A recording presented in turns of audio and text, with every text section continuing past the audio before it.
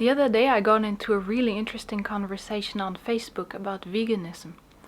There was this one person who wrote that he admires my discipline for eating only vegan food, even when there isn't much or any vegan food available.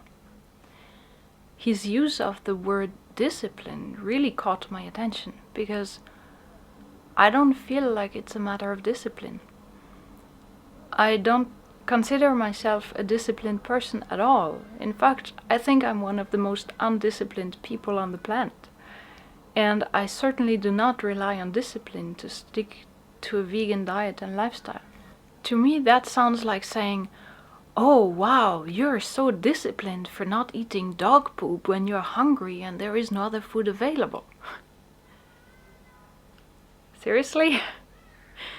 It takes no discipline not to eat dog poop, because that's just disgusting and gross and not even an option. It wouldn't even occur to us. Well, that's exactly how I feel about animal products. It's gross, it's disgusting, and it's not even an option. I did not always feel this way. For most of my life I was very addicted to animal products. I used to love meat, especially fish, and I used to love eggs and cheese and everything. Animal products were food to me, even very delicious food. And it was even more than just food. It was what I had always been taught was what humans eat. It was just natural to me. And it was the love of my family and what my grandma was cooking when I was a little kid. Of course it was food to me. But now this has completely changed for me. Whenever I see cheese, I don't see anything delicious. I see a baby brutally taken away from his mom and sent to slaughter. When I smell bacon, I see a terrified pig with this fear in his eyes, and then a knife cutting his throat and all the blood coming out. When I hear lamb, it reminds me of the sheep on the farm that I grew up on, that were slaughtered right in front of me.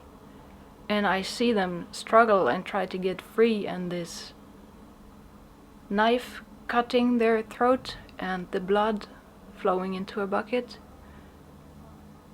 When I see eggs, I think about all the male chicks that are ground alive to make pet food or something, or just asphyxiated or thrown away in bags.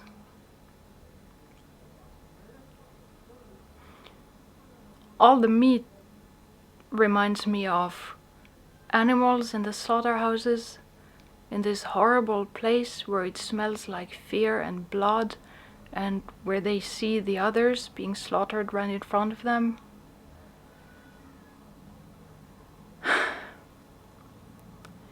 These are very disturbing thoughts to have when looking at food. And it is very painful. And for the longest time in my life, for most of my life, I didn't want to think about that. It was so painful, I just didn't want to think about it. I pushed it away in some corner of my mind, far away, and avoided just thinking about it. So in my mind I had this connection between, on one hand there was food, called like meat, eggs, dairy, and then there was what happens to the animals, but these were two disconnected things in my mind. I was keeping this separation to protect myself, because it's horrible. This connection that I make in my head between the food in front of me and the violence that was necessary to produce this food. That is what's keeping me strictly vegan, not discipline. Discipline is not necessary for that. It's just this mental connection. If I told you, "Hey, I just had a baby and I made this cheese with my own breast milk, and I made this pizza with this cheese, would you like some?" You would probably say no thank you. And it would not take you much discipline. Or if I told you, "Hey, I just killed this child and grilled some of the meat. Would you like some? You would be horrified. Of course you would say no, and you would call the police. But it would not take you any discipline either to say no. Or if I say, would you like some pasta? There is some dog poop sprinkled on top of it. Well, same thing. You would say no, and it would not take you any willpower or discipline to say no, because to you all this is just absolutely gross and unthinkable to eat it. Well, that's exactly how I feel about animal products. It's unthinkable to eat it because it is murder to me. It's violence. It's blood and fear and exploitation, and it's not something I want to have anything to do with.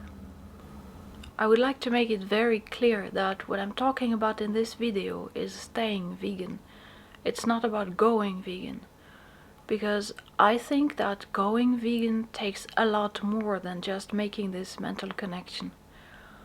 I think for some people it can be very difficult, and that for some people it can be a lengthy process, and that it takes a lot more than that. At least for me it was like that.